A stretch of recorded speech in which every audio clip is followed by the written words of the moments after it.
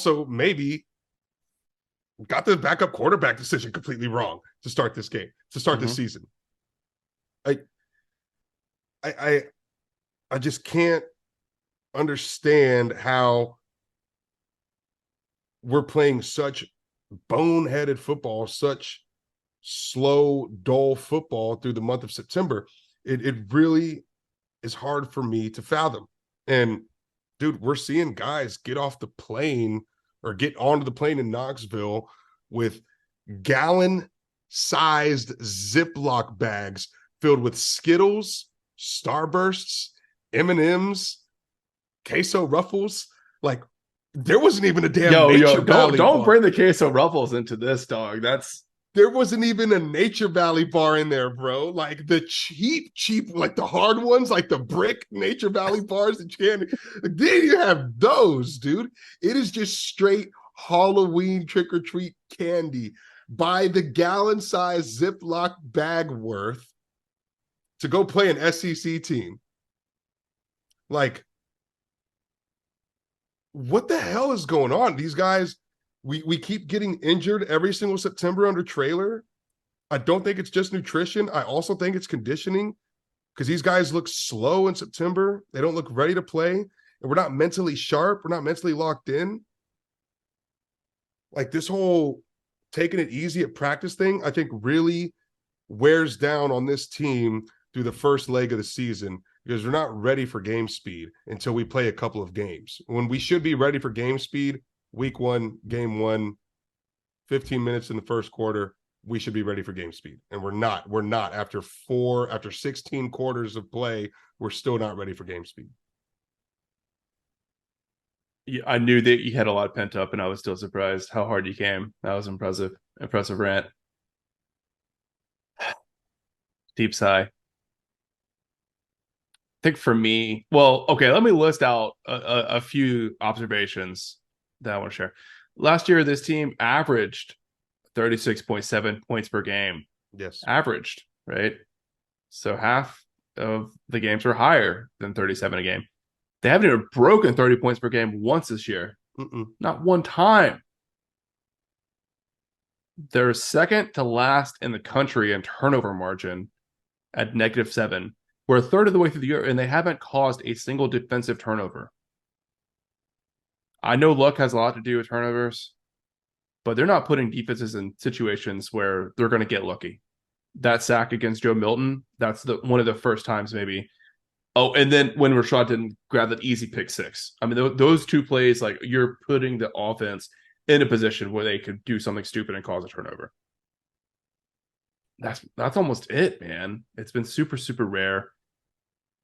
Pass protection's been terrible. This team has 2 offensive line coaches, and they're one of the worst teams in the country when it comes to pass blocking. It's really bad. Thankfully, UTSA's quarterbacks avoid sacks, so I don't think people really notice how bad it is. But there are so many times a blitzer comes in unmarked, and part of that is because they've had to shuffle the offensive line so much because of the injury, right? You got Ernesto starting a center, moving out to right tackle. You got Luke LePage coming in a center.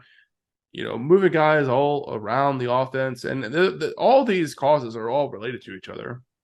Everything that you said at the top, they all feed off of each other, right? Yep. But I want people to remember the injuries at the offensive line last year were even worse. Frankie Martinez started against the University of Texas Longhorns, and the pass protection was better than this. And some of the players on this starting offensive line played better last year, right? So what's changed? Coaching. That's got to get cleaned up. A lot of work. I mean, they need to get the guys healthy, right? Getting Cruz back. I know Hart's coming back later this year, hopefully. I think Demetrius Allen has been out. I mean, they need guys back for sure, but they've got to do better with what they have, man. They really do. And there's just no excuse to leave guys unblocked. They're putting the running backs in awful situations. These poor running backs are getting thrown around like rag dolls because they're not getting a chip at the line of scrimmage, and they're letting a 290-pound defensive lineman run straight at a 180-pound running back with a full head of steam. It's part of that scheme, too. The max protect that they've been doing because they don't trust the offensive linemen. So they put a tight end and a running back out there to block, and those guys can't block either.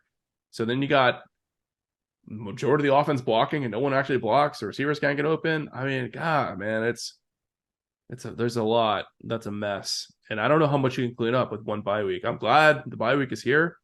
And I know this team's gonna look better, but it's not they need 2-3 weeks of a bye week, I think, Seriously. No, man. Yeah, from a team that scored 37 points per game to a team that is only scoring 19 points per game right now, from converting nearly 50% of your third down conversions. We're only converting 44% right now. This offense is only yielding 5 yards per play as opposed to about 6.5 last year. I mean, just all the metrics across the board are significantly down.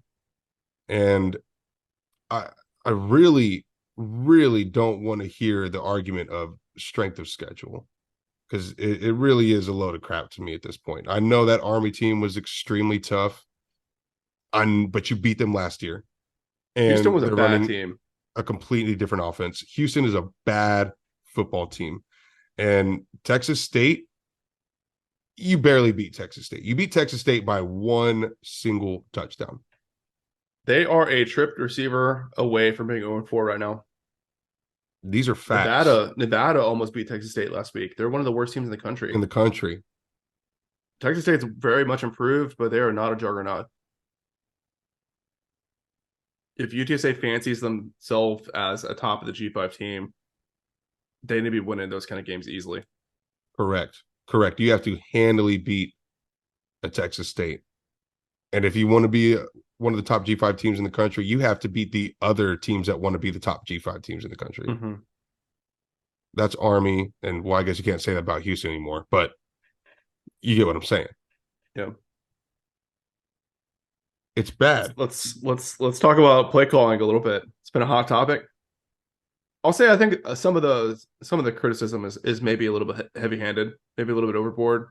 Because when I go back and I rewatch the game, obviously when I'm watching live, I'm like, oh, these play calls suck. No one's catching the ball, no one's scoring the touchdowns. And then I go back and rewatch. It's like, okay, like the play call wasn't that bad. The execution was poor, or the defense made a great play, whatever. But it is clear at this point that Justin Burke is a big downgrade from Barry Looney and Will Stein. Sure.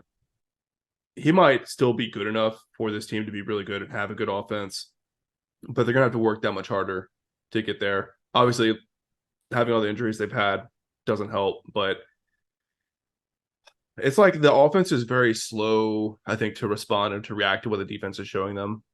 One thing that, Adrian, you pointed this out, and then I got curious. I went and pulled some data on it. UTSA is throwing way more screen passes this year than they did last year. They're up 63% compared to last year on screen passes. That's not just a little bit more. That is a hell of a lot more. 63% more screen passes than 2022. And they're not really building off of the screen passes. Like, you're not seeing like a fake screen get up the field, chunk it deep. You know what I'm saying? Yeah. I don't have the numbers to be like, what team in the country throws the most screens, but I feel like UTSA has got to at least be in the top 5, top 10. That's a crazy high number. And they're not yielding any results for this team. There's been a couple of screen passes where the blockers have been in place, but they haven't gotten the blocks off. And then there's some where they haven't been in place at all. And that's another thing I was going to say. I don't necessarily have a problem though running a lot of screens, because the screen was really strong for UTSA last year. The blocking from the receivers has not been as good, and the blocking from the tight ends as well. Right. There have been some screens where Oscar just completely missed his block, and the receiver got killed. No gain on the play.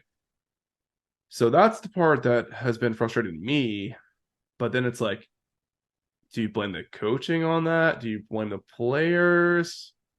63% more. It's an anomaly. I think you got a point at the coaching a little bit more than that. And it goes back the whole point of promoting Justin Burke without doing an external search for a qualified outside candidate is to run the same offense that you did the past 2 years that won you back-to-back conference championships. This is not the same offense. The bones are the same, the structure is the same, but the tendencies are different. The results are different.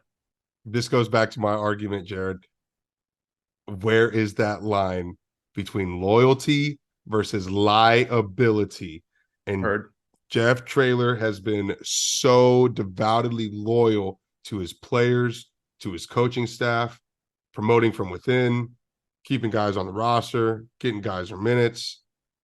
But brother, this is a team that has got to not just win now, but also start building for 2024.